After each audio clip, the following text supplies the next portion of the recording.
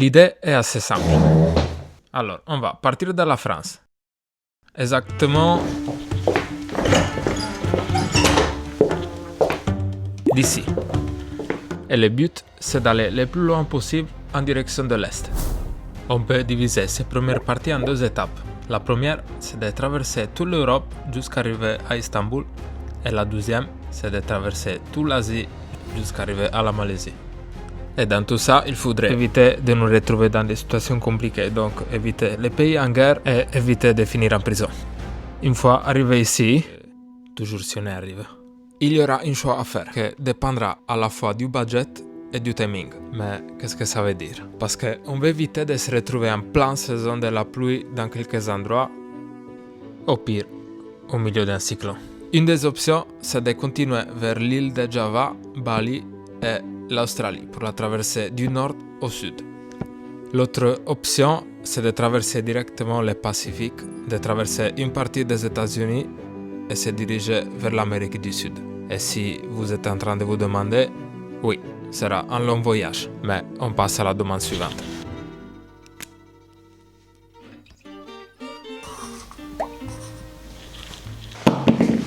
Tout le monde nous pose la même question.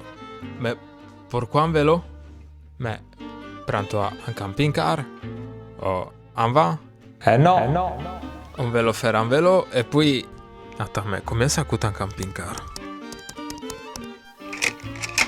En effet, quand j'explique ce qu'on voudrait faire, les gens ils pensent que c'est une idée folle. Il y a du monde qui pense même que c'est impossible.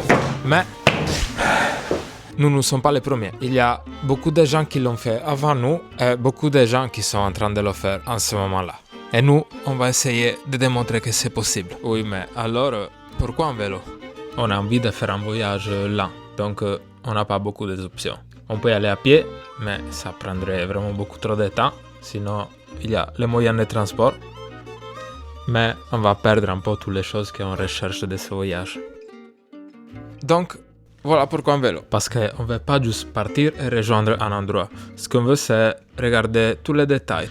On veut voir les changements autour de nous à fur et à mesure qu'on avance. Et la réaction des gens qui nous voient arriver avec ces vélos chargés de tous nos bagages. Voyager en vélo signifie vivre le voyage et pas seulement la destination. Et la destination, ça ne serait pas une seule, mais il y aura une destination chaque jour.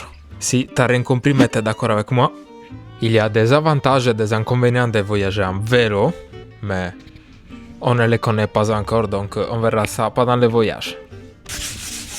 Une autre question qu'ils nous font souvent, c'est « Vous vous entraînez ?»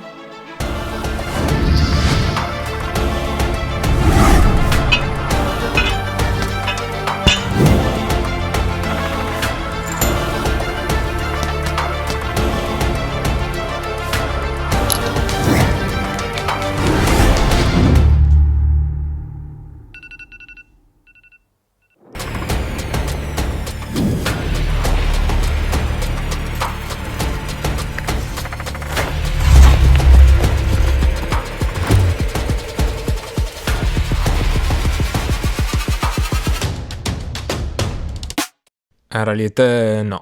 Au moins, Elena, elle s'entraîne. Moi, pas beaucoup. On s'entraîne, mais pas comme tout le monde croit. Pour faire un voyage comme ça, il ne faut pas être des athlètes. En vrai, ça suffit juste de partir doucement, prendre notre temps, simplement commencer à nos rythmes. Les voyageurs en vélo disent qu'après quelques semaines de voyage, le corps commence à s'habituer tout seul. Les muscles se renforcent, la selle commence à devenir un peu plus confortable et les longues journées qu'on passe sur le vélo deviennent la normalité. Et je trouve que c'est fascinant la façon du corps qu'il a de se transformer pour s'adapter à chaque situation. Une autre très bonne question. Où vous allez dormir? Et c'est là qu'on va présenter le sponsor de cette vidéo. Non, il n'y a pas de sponsor, donc le plan c'est d'économiser au maximum sur cet aspect. On va donc utiliser deux applications. La première s'appelle Warshower. C'est une plateforme faite exprès pour les voyageurs à vélo, très simple à utiliser. Ça suffit de demander à quelques personnes sur l'application de nous héberger et s'il est disponible, on a une place pour dormir, une douche et s'ils sont gentils comme nous, même un repas. Et la deuxième, c'est Couchsurfing. Ça fonctionne exactement de la même façon, mais c'est ouvert à tous les types de voyageurs. C'est un bon moyen pour économiser, en même temps pour rencontrer beaucoup de personnes et voir comment ils vivent. Dans tout cas, si jamais tu as envie de nous faire des sponsors, je te laisse un mail ici, juste en bas. Mais, il y a un mais. Si on ne trouve personne qui peut nous héberger, aucun souci. On a notre tente. Et moi, personnellement, j'adore dormir sur la tente. Je trouve qu'il y a quelque chose de vraiment spécial de dormir sous la tente avec la pensée qu'un sanglier il va te courir dessus. Après, ça n'arrive pas. Tu te réveilles avec les premières lumières du jour. Bello, bello. Oh, et puis, si vraiment il n'y a pas d'alternative, bon, téléphone, on paye, ou sinon à la hall de la gare. Le budget.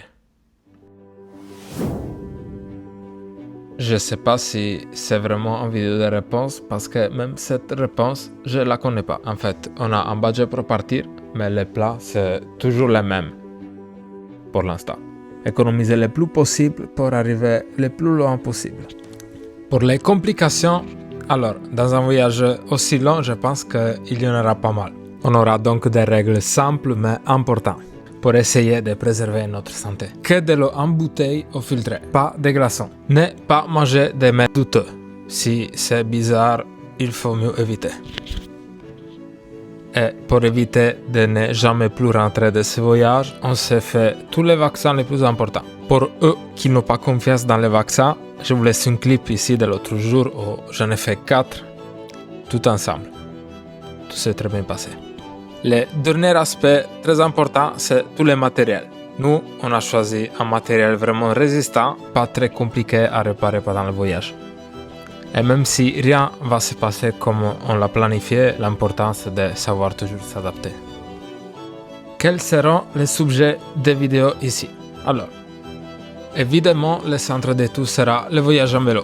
Et dans un voyage comme ça, ils ne vont pas manquer les surprises et les choses à regarder. Et ici, il y aura tout. Les meilleures parties, les pires des moments, les personnes les plus intéressantes, les endroits les plus incroyables qu'on va trouver, et vraiment toutes les choses qu'on va trouver sur la route. Mais surtout, une des choses les plus importantes, c'est tout ce qu'on va manger. Oui, on a envie de tout goûter. Au moins, toutes les choses qui sont comestibles. Dans tout cas, si vous avez des idées sur des formats ou des choses que vous voudrez voir pendant ce projet, vous pouvez l'écrire ici. Moi, je vais répondre. La dernière question très importante, c'est quand on va partir.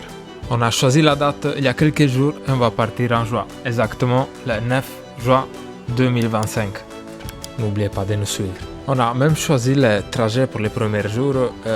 On va partir un peu doucement. On va faire 40 km environ.